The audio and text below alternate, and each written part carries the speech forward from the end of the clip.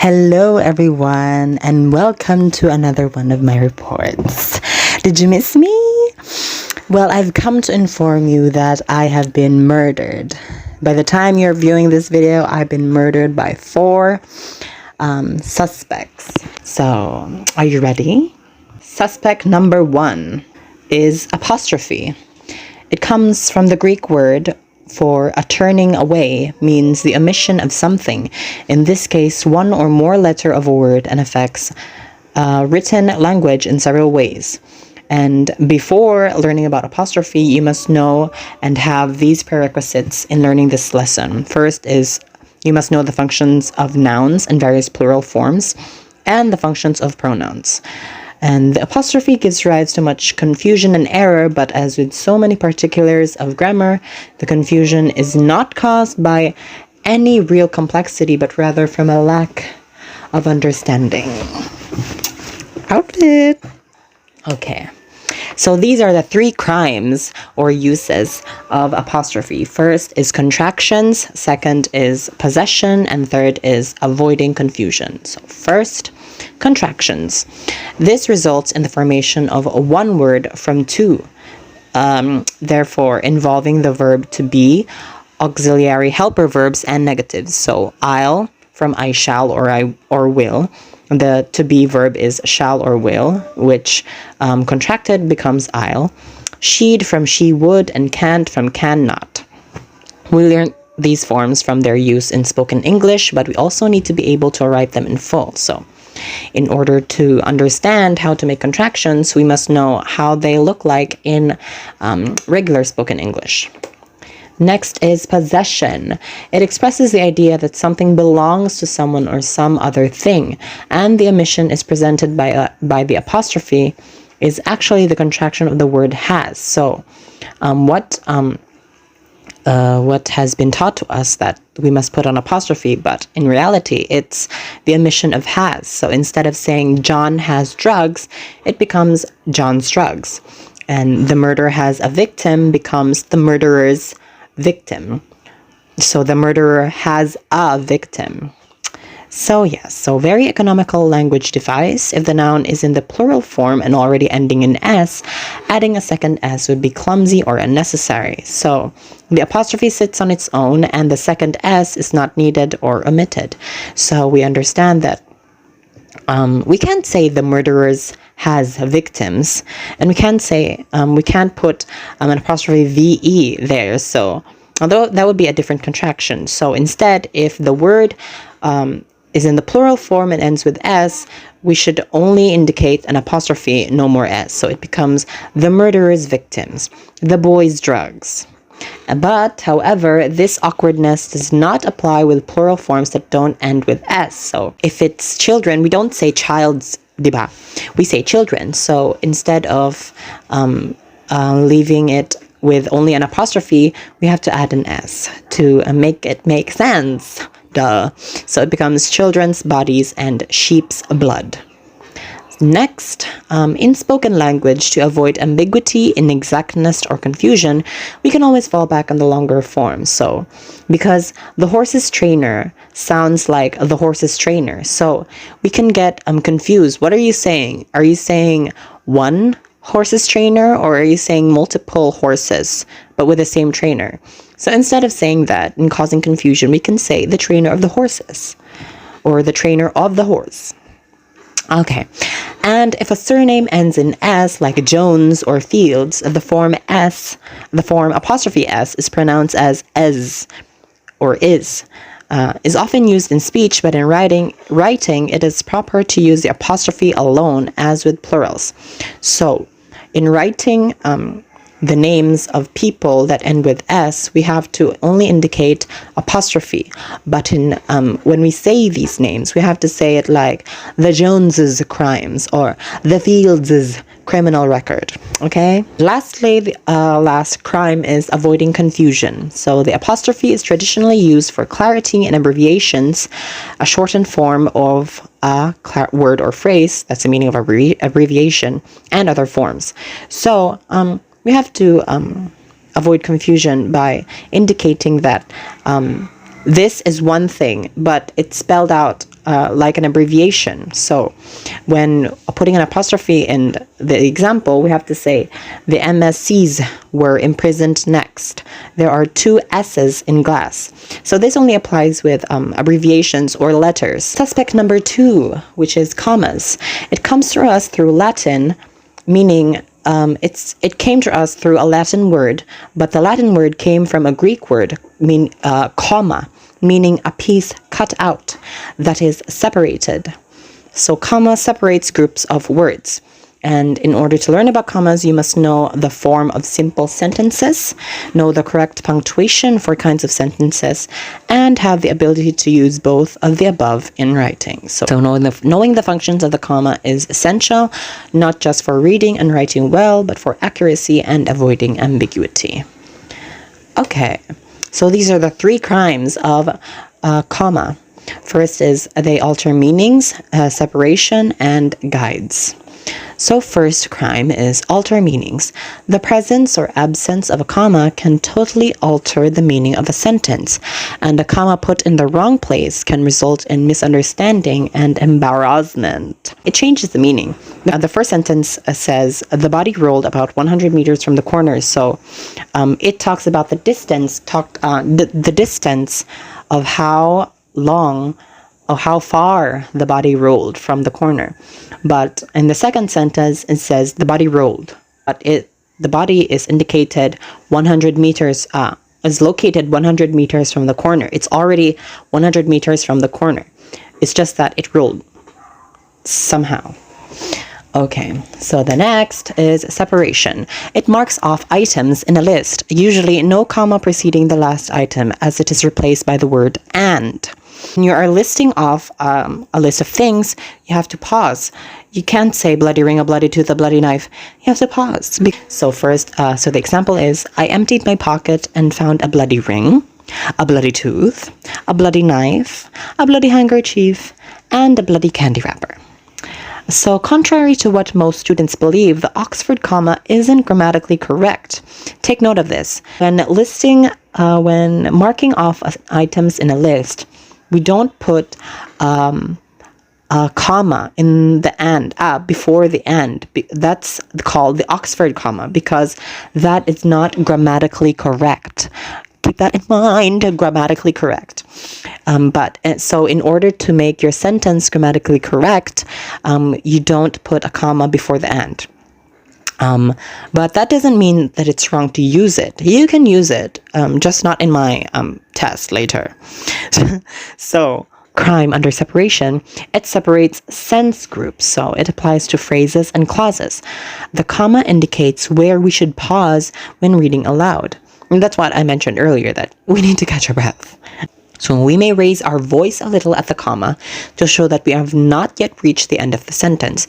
We might use this pause to take a quick breath. So first, here's the evidence just before dinner. So take note that I raise my voice before the comma to indicate that I am not yet done with the sentence. Look at my outfit. Okay. So, or to mark off an extra piece of information. So the sentence is, the victim, Mr. Cramp, could not call for help. So the victim is Mr. Cramp. We're talking about Mr. Cramp here because that is the extra piece of information, and we want the people to know that we are talking about Mr. Cramp, who is the victim. So we have to put in commas there. So next, we need to be considerate as authors, as writers of sentences, of when the reader should pause, when we should let the reader breathe if they're speaking, but it makes sense as well if we're going to indicate commas when we're reading in our minds. So sometimes the positioning of commas is extremely important, or our sentence could give quite the wrong meaning. So the sentence is, the man was shot. The man was found shot dead by his niece. That is the intended or correct meaning. Meaning, the man was found and he was shot dead, and he was found by his niece. So with the second sentence, it says, the man was found shot dead by his niece. That is the unintended meaning of the sentence, because if that were the intended case, it would mean that the man was found And when he was found, his niece was shooting him. We don't want that. That was not the intended sentence. And without a comma at all, the sentence is ambiguous. And what I said earlier, ambiguous means it gives more to interpretation. It's confusing. Okay. So next, and the last, under separation, the comma separates direct speech or someone talking from the narrative. We use the comma to separate what the doer of the sentence is saying, because that is the direct speech. Okay, so the kidnapper said or called out, "Come here at once." So the comma is used to separate what the kidnapper said. And if the reference to the speaker follows the direct speech, the spoken part usually ends with a comma instead of a full stop. So we place a comma, and then, because we still have something to say, it's not the end of the sentence, darling. You have to say, "Come here at once, comma, call the kidnapper." Period. Okay. And the last crime of comma. It is often said that a comma should not precede the word "and." What I said earlier, we don't put a comma before "and" because it's grammatically incorrect.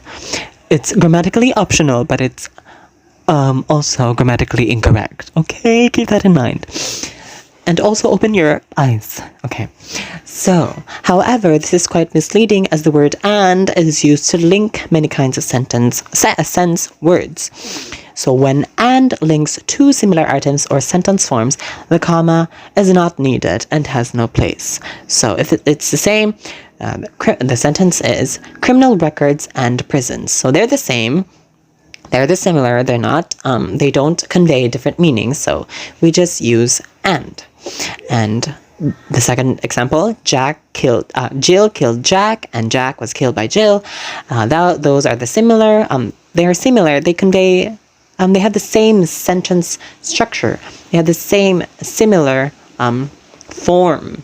So we don't use commas there. So Jill killed Jack, and Jack was killed by Jill. So similarly, when actions follow closely on one another. So if actions follow closely on one another, there is no need for a comma. So he cleaned the evidence and he went to sleep. So there are two actions in this sentence. The first is he cleaned the evidence, and the second is he went to sleep. So there's no need for comma there. However, where the two parts of the sentence are not balanced, meaning they're not similar in sentence form or similar in items, and they vary in structure, the comma indicates this and serves as a guide to the reader. So the example is, "Then Darren suggested tying the rope around the victim's feet, comma, and that proved to be the answer."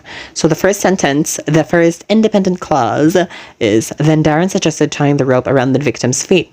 However, it is followed by a dependent clause with a different structure, and that proved to be the answer. So we have to indicate a comma after the independent clause to guide the reader. In children's readers, the commas are often inserted with a particular care to help them split the sentences into sentence groups. Children tend to read loud and have a tendency to use all of their breath, so the utilization of comma is much needed in this type of scenario. So imagine this in a children's book. Mary dissolved the body parts, and they cleaned the murder weapons, each holding a rag for the polishing. Children's readers, commas are more bountiful. Okay, so suspect number 3. His name was Colin. That's how you pronounce it, huh? It's not Cologne. It's not colon, because that's a body part. We're talking about a punctuation mark here, which is the colon. Say it with me, colon. And comes from the Greek word kolon, meaning a limb. So colons are used to indicate that some connected information is to follow. There is still more to come, darling. Okay, so these are the 4 crimes of a colon. First is precede lists, provide drama, introduce quotations, and separate numerals. So first crime, to precede a list, especially of items consisting of more than one word, usually used after for example. So here are some things you can do. Colon, get revenge, murder, clean the evidence, live on in life. So a colon was used before indicating what you can do, what things you can do. So It can provide a stop or short pause between two balanced parts of a sentence in which a second part explains or furthers information given in the first part. So I got our victims for the final. They had nearly escaped. So I still want to talk about the victims. So I will use a colon, and about the victims, they had nearly escaped. Okay. And next, the use of the colon can make the narrative more dramatic than when it is expressed in an ordinary sentence. So if we were to read it like the second example, he ran to the door, but found it was blocked by a body. It's not dramatic enough. We need drama. So we can use example 1 like this. He ran to the door. It was blocked by a body. Sounds dramatic. Third use, introduce quotations. Colons are used to introduce quotations because the quote by Maxine, who was written by West, is introduced after the verb. And before the verb, it's the quotation. So Maxine declares, I will not accept a laugh I do not deserve. And the second example, quotation is, you're 14, I'm 28, and is introduced after the colon beside says. So to explain as well, in the movie The Crush, Nick says. Oh, and lastly, the use of colon is to separate numerals. So we can't just put 630 in writing, because it would look like 630. So if we're talking about time, we have to indicate colon. So time of death, 6:30 and 9 o'clock. I don't really use this, but I just need to say this because it's from the reference I used. So if one dot is used instead of a colon, it's referred to in the morning. But if two dots are used, it's used in the evening. Okay, so suspect number 4 is named Caret. Say it with an American accent. It's Caret.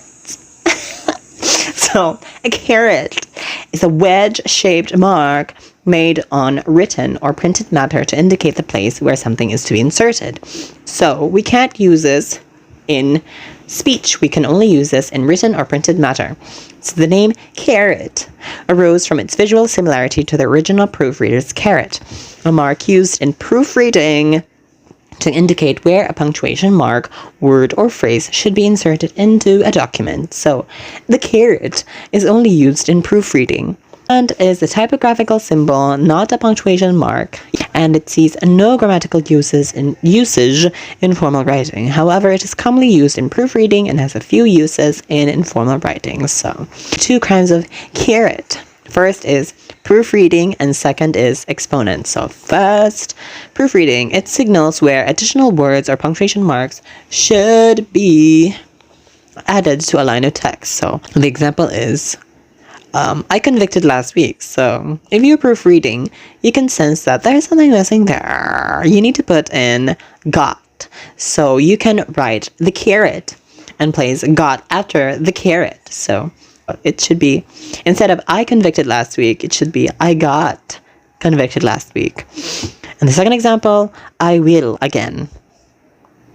Do what again, babes? You need to proofread and put the caret and indicate something like the word kill. So instead of I will again, you would say I will kill again. Period. The second crime is, it is used to indicate that a number should be read as an exponent. This usage is generally avoided in formal writing, but it might be necessary if a writer is unable to use superscripts. Caret in this scenario. So the original is, there is something wrong with the keyboard. That's why the typed sentence is, the math problem asked what 23 was equal to, but what was intended by the person was 2, but the 3 is raised as a superscript. That's why we can use this as an alternative using a caret. The math problem asked what 2 with an exponent of 3 is equal to, meaning 2 raised to the power of 3, meaning 2 times 2 times 2 is equal to 8. Get a new keyboard. That's how we can use carets in exponents. Yeah, that is when we use the caret in superscripts. So that is the end of my murder mystery. Who do you think killed me? The apostrophe, caret, colon, or comma? And these are my references. So that is the end of the report. Thank you very much for tuning in. I hope you learned something today, and don't murder. Happy Halloween, everyone. Bye.